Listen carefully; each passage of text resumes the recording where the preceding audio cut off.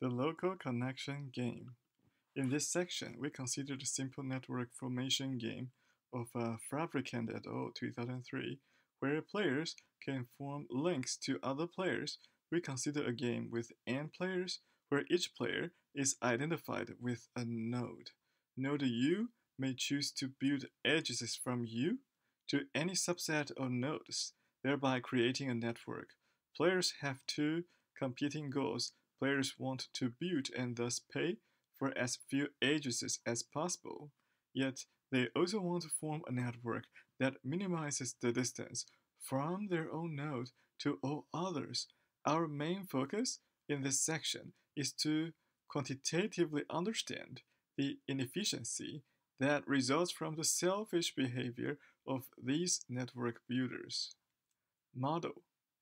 Players in the local connection game are identified with nodes in a graph G on which the network is to be built. A strategy for player U is a set of undirected edges that you will build, all of which have U as one endpoint. Given a strategy vector S, the set of edges in the union of all players' strategies forms a network G of S on the player nodes. Let dist S of UV be the shortest path in terms of number of edges between U and V. In G of S, we use dist of UV where S is clear from context. The cost of building an edge is specified by a single parameter, alpha. Each player seeks to make the distances to all other nodes small and to pay as little as possible. More precisely, player use objective is to minimize the sum of costs, and the distance is alpha times nu plus sigma summing for all vertex v of the term dist of uv, where nu is the number of edges bought by player u. Observe that since edges are undirected, when a node u buys an edge uv, that edge is also available for use from v to u, and in particular is available for node v. Thus, at Nash equilibrium, at most one of the nodes u and v pay for the connecting edge uv. Also, since the distance dist of uv is infinite whenever u and v are not connected. At equilibrium, we must have a connected graph. We say that a network G equals to VE is stable for a value alpha if there is a stable strategy vector S that forms G. The social cost of a network G is SC of G, which is equals to sigma, summing for all u not equals to V, the index of the dist of UV, plus alpha times the absolute value, the cardinality of E, the sum of players' costs. Note that the distance dist of UV contributes to the overall quality twice, once for U and once for V. We will be comparing solutions that are stable to those that are optimal under this measure. Characterization of solutions and the price of stability.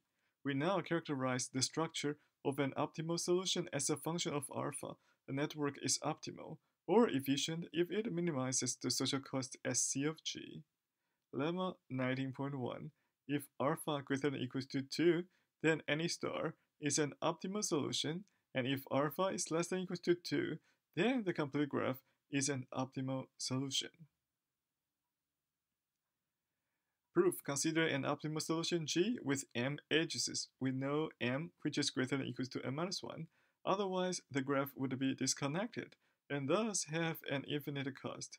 All ordered pairs of nodes not directly connected by an edge must have a distance of at least 2 from each other, and there are n times m minus 1, then minus 2 times m such pairs. Adding the remaining 2m pairs with distance 1 yields alpha m plus 2n times m minus 1, then minus 4m, then plus 2m, which is equals to alpha minus 2, then times m, plus 2n times m minus 1 as a lower bound on the social cost of G, and both a star and the complete graph match this bound. Social cost is minimized by making m as small as possible when alpha is greater than 2, a star, and as large as possible when alpha is less than 2, a complete graph. Both the star and the complete graph can also be obtained as a Nash equilibrium for certain values of alpha, as shown in the following lemma. Lemma 19.2. If alpha is greater than or equals to 2, then any star is a Nash equilibrium, and if alpha is less than or equals to 1, then the complete graph is a Nash equilibrium. Proof. First, just suppose alpha is greater than or equals to 1 and consider a star.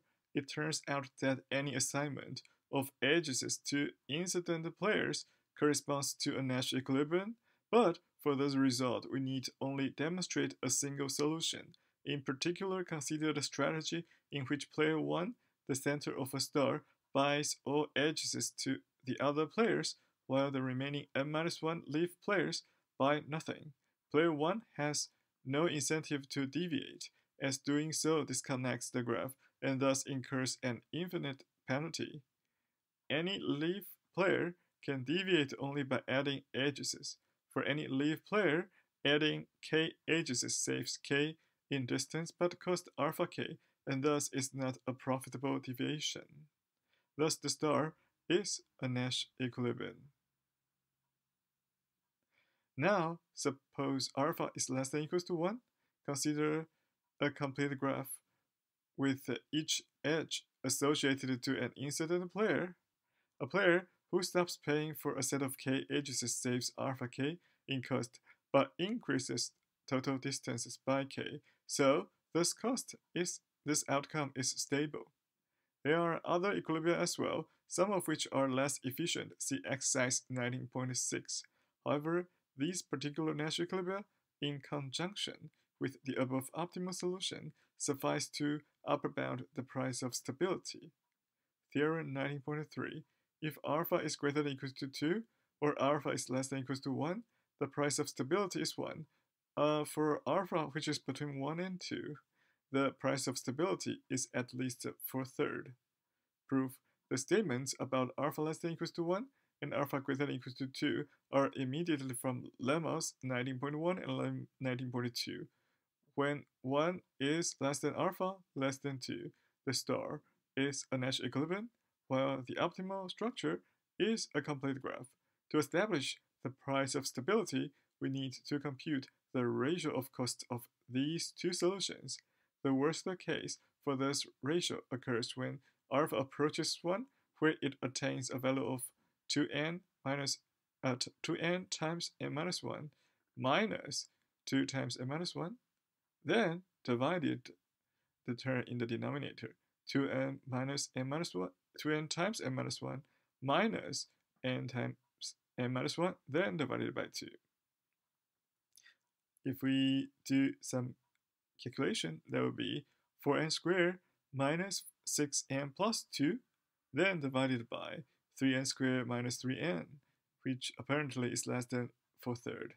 And exercise 19.3 shows that the complete graph is the unique equilibrium for alpha less than 1, so we also have the price of anarchy is 1 in this range. We now address the price of anarchy for larger values of alpha.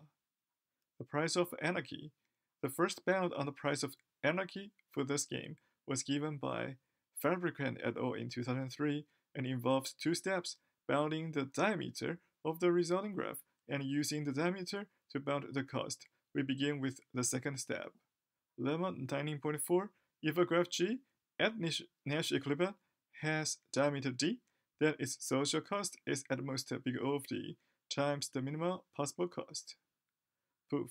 The cost of the optimal solution is at least omega of alpha n plus n squared, as we need to buy a connected graph, which costs at least n minus 1, then times alpha, and there are omega of n squared distances, each of which is at least 1. To bound the quality of the solution, consider the distance costs and edge costs separately. The distance cost is at most n squared times d, and thus is at most d times the minima possible. We now examine edge costs. First, we consider cut edges those edges whose removal disconnects G, there are at most n-1 cut edges, so the total cost of all cut edges is at most alpha times n-1, which in turn is at most the optimal solution cost. Now consider the set of all non-cut edges paid for by a vertex V. We will argue that there are big O of nd divided by alpha such edges with cost big O of dn for node V, and thus the total cost of all non-cut edges is big O of dn squared.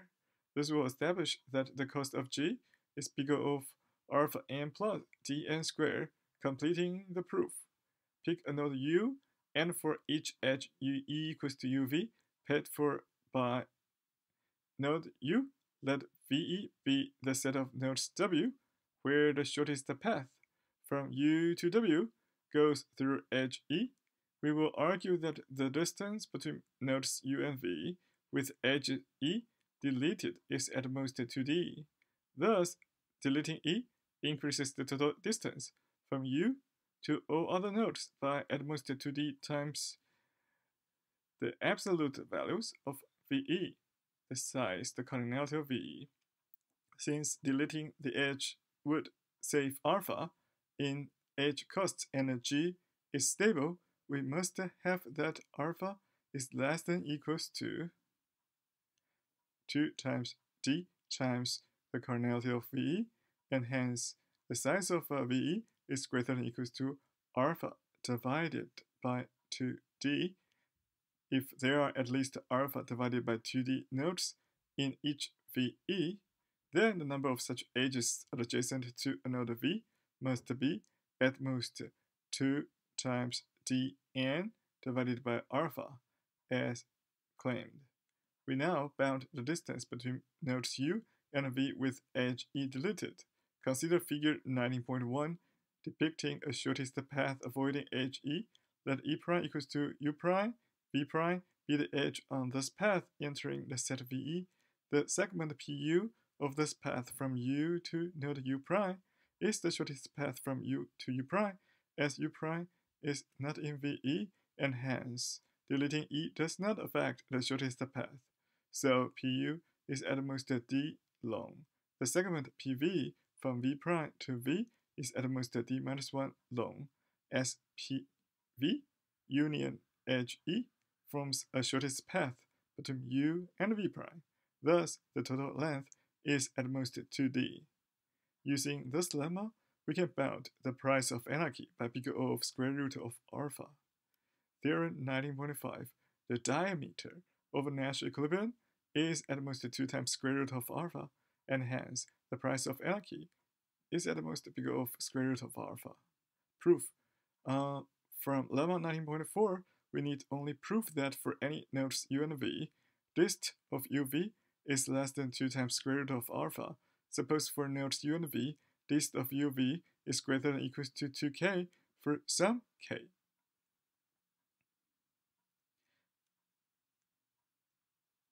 The main observation is that by adding the edge UV, the node U would pay alpha and improve her distance to the nodes on the second half of the UV shortest path by 2k minus 1 plus 2k minus 3 and so on plus 1, which is equals to k squared. So, if dist of UV is greater than 2 times square root of alpha, node U would benefit from adding the edge UV, a contradiction.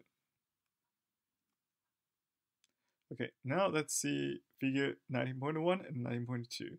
19.1 shows that path PU, where U prime, V prime, PV is the UV path, shortest path after edge UV is deleted. Figure 19.2 nodes U and V that are at maximal distance D apart. B is the set of nodes at most D prime, which is equals to D minus 1 divided by 4 away from node U, and AW is the set of nodes whose shortest path leaves B at W. Now we show an big O of 1 bound on the price of anarchy that was given by Lin 2003 and independently also by Albers et al. 2006 for alpha, which is big O of square root of n, theorem 19.6. The price of anarchy is big O of 1 whenever alpha is big O of square root of n. More generally, price of anarchy is big O of 1 plus alpha divided by the square root of n.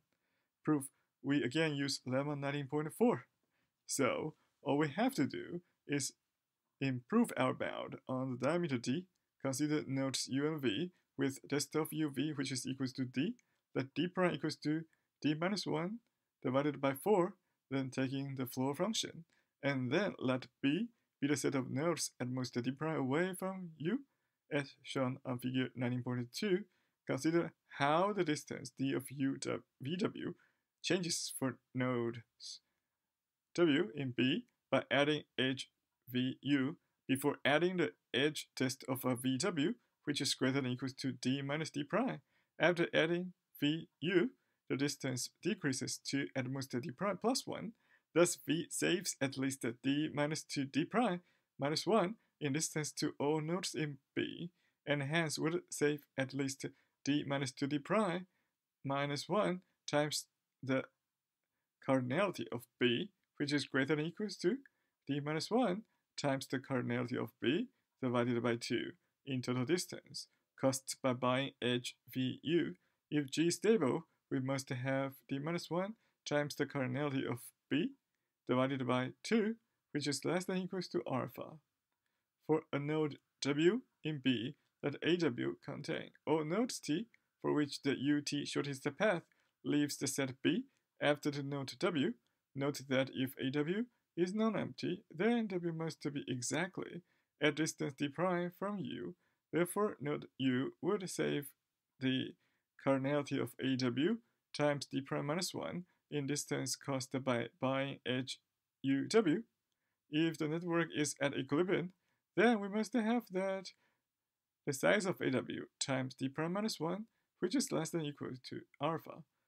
There must be a node W in B that has the size of AW, which is greater than or equals to n minus the size of B, then divided by the size of B. Combining this, we get that D prime minus 1 times n minus the size of B, then divided by the size of B, which is less than or equals to alpha.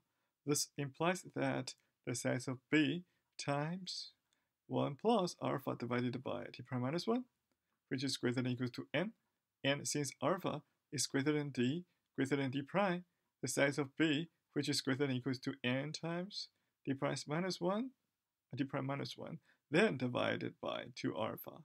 In combining this with the previous bound of alpha, which is greater than or equals to D minus 1 times the size of B divided by 2, yields alpha, which is greater than or equals to D minus 1 times the size of B divided by 2, which is greater than or equals to D minus 1 times n times D prime minus 1, then divided by 4 alpha. If we apply the previous bounds of the size of B, which is greater than or equals to n times D prime minus 1, then divided by 2 alpha, that will be the results. And if we further reduce that, it will yield again, which is greater than or equals to n times D prime minus 1 squared, then divided by alpha. So thus, alpha squared is greater than or equals to n times D prime minus 1 to the square, and hence D, which is less than or equals to 4 times D prime plus 1, then plus 1, which is less than or equals to 4 times alpha, then divided by square root of n, then plus 9, which implies the claimed bound by lemma 19.4.